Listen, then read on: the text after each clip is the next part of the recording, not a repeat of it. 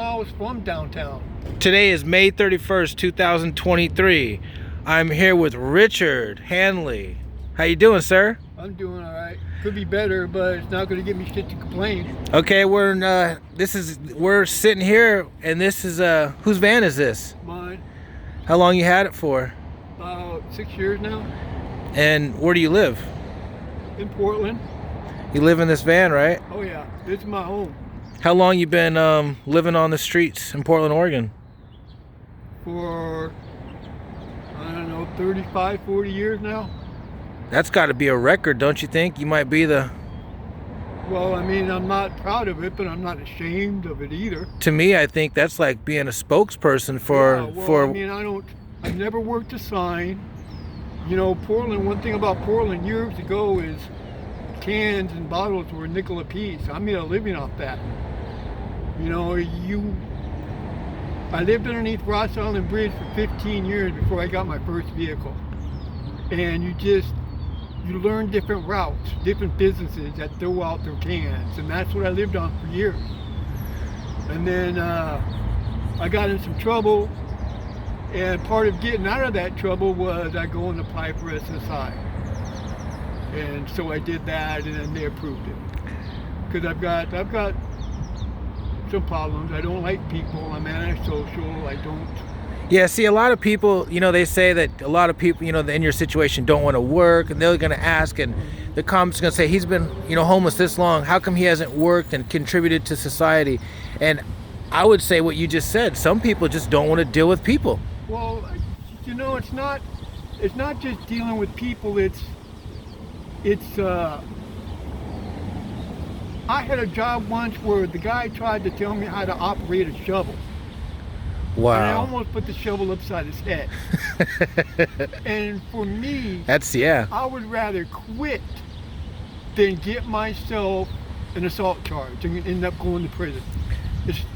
The job is just not worth it. So you know what you're capable of, and you don't put yourself in those situations for it to happen. It's like, I mean, that's part of my SSI paperwork. It has it right in there. The judge and there's no shame to my game. I told them from day one I smoke pot, and I smoke it for different reasons. If it wasn't for me getting high this morning, I wouldn't be here talking to you now. Yeah, I smoke marijuana too. You know what I'm saying? Yeah. I only eat once a day, and if it wasn't for pot, I wouldn't even do that. It's just me. You know what I mean? Not everybody's the same in this world. I mean, there's different people, just like there's different homeless people. Have you ever done any hard drugs? Yeah, 30 years ago. So you're not out here strung out. You just No. You're out here. I took, back in the day, people didn't smoke meth. It was just a needle, and that's what I used. And that was over 30 years ago that I stopped.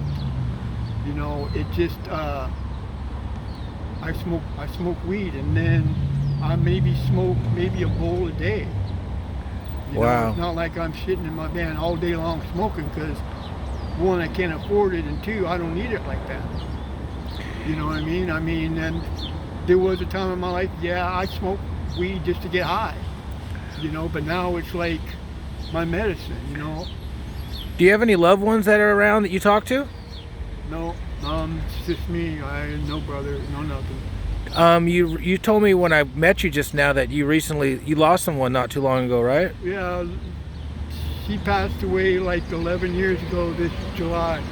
Okay, was that, you said, your girlfriend? Yeah, we were together almost 22 years. How did she pass? She had cancer that spread to her brain with tumors. Okay.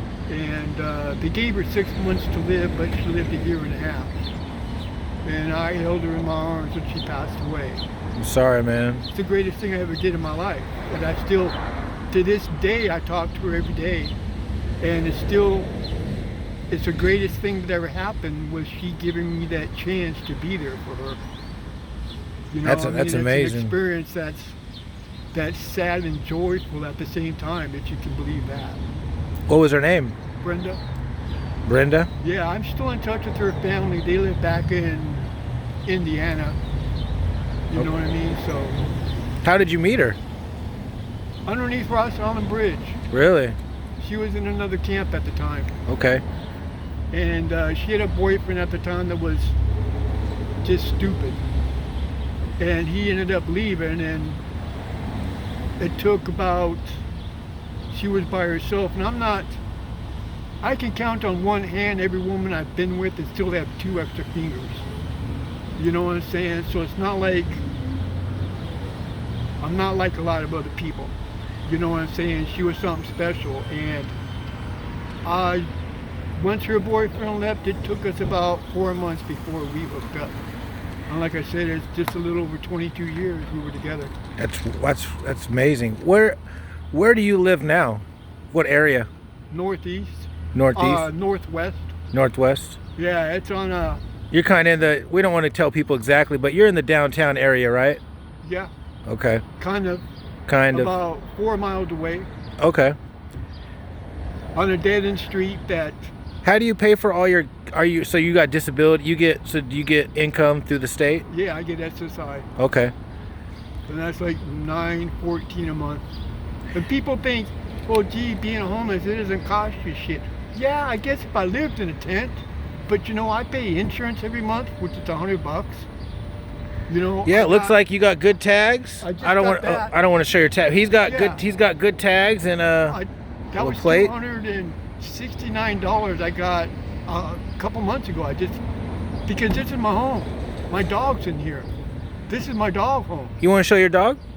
Well, What? I Just can't really open that up, but he's you got a pit bull, right? yeah. Okay. He's 13 years old. I've had him since he was just a pup. And but this is his home too, so this is another reason why I don't use, because I like what I have. I want to keep what I have, and I know if I use again, I'll lose all this in a heartbeat. And Yeah. that's not happening. I'm 63 years old, and how I first became homeless, and this is what blows a couple of people away that actually know my story. Yeah. You told me. You said you've been homeless since you were 9 years old, right? Well, not 9, since the summer between 8th and 9th grade. Wow. My dad was a real mama's boy, and our grandmother came to stay. At that time, it was me and my brother and my sister, who's both passed away. She got up in the morning, and I'm cooking my brother and sister breakfast. She comes out and says, you know, what in the Sam Hill do you think you're doing? And I told her, what in the Sam Hill does it look like I'm doing? So my dad put me in the truck in Page, Arizona, drove 100 miles to Flagstaff, and put me on a bus to Phoenix. I didn't have a dime in my pocket.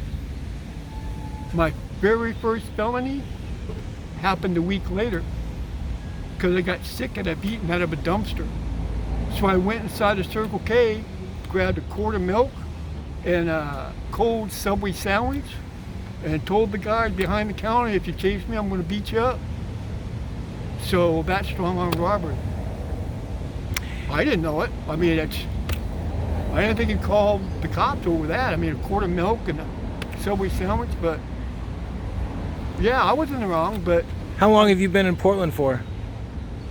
geez, I don't know, 30 some years.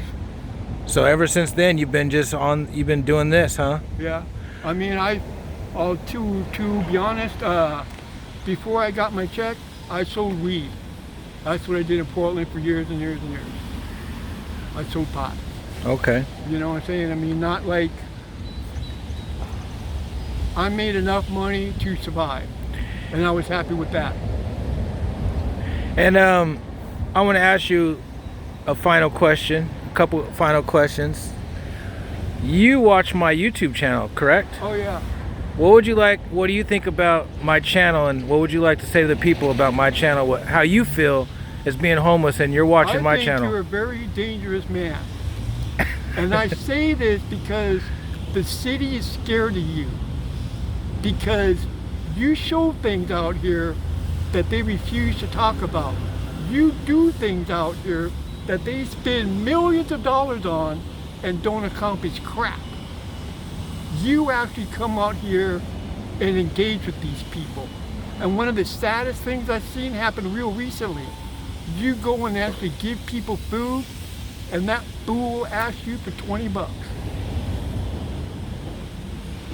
That's Portland for you. They bite the hand that feeds them. And it's a shame. And I bet you people aren't even from here. I've seen so many people come from all over this country because they pretty much legalized drugs here.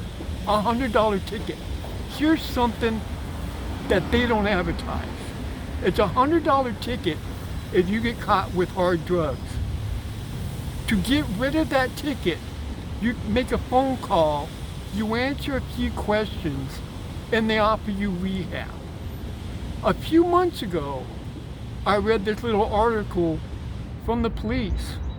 They wrote 6,000 tickets in 2 years. In 2 years, 6,000 tickets.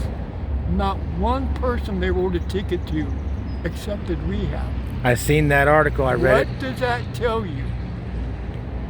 I read that same article.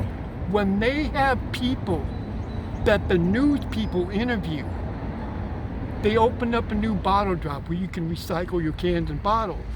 There's homeless people camping there now. The woman behind there tells the news people that her and her boyfriend sell meth to survive. She's still out there selling meth. How does that work? How does that work? Yep. And now they're getting ready to put fentanyl in the same boat where it's only $100 ticket that you don't have to pay? Yeah, they're gonna try to. They're not gonna probably let us vote on it. They'll just pass it through. Just like that's what they do. I'm telling you, man. It just people of Portland. I want to say they need to wake up, but there's a difference between helping people and enabling people. And the people in charge here, they have no idea. They can't even account right now for the millions of dollars that they've spent. There's being an investigation done right now on where'd the money go. Yeah, I mean, they don't know. Nope. They've got so many different agencies.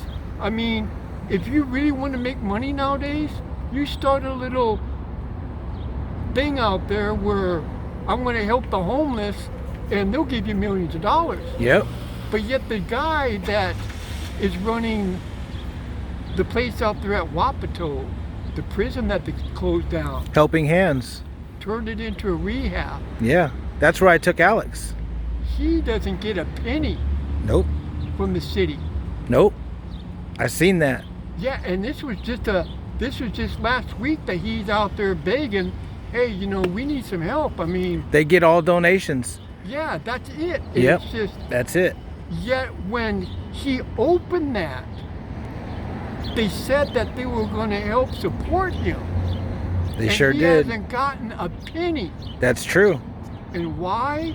Because these people are making millions of dollars off the homeless issue when they're not doing nothing. When they say we're going to build affordable housing, we're going to build places for the homeless, they get a developer to build a 9-story building, 50 apartments. 5 of those apartments are for low-income people. And we'll That's leave, it. and that's and we'll leave it at that. You blew my mind with what you just had to say today, man. I've been out here a long time, and I'm not stupid. I'm gonna see you again, and we'll do a follow-up interview. Yeah, no problem, man. And thank you so much, man. It was nice meeting you, Richard. Yeah, man.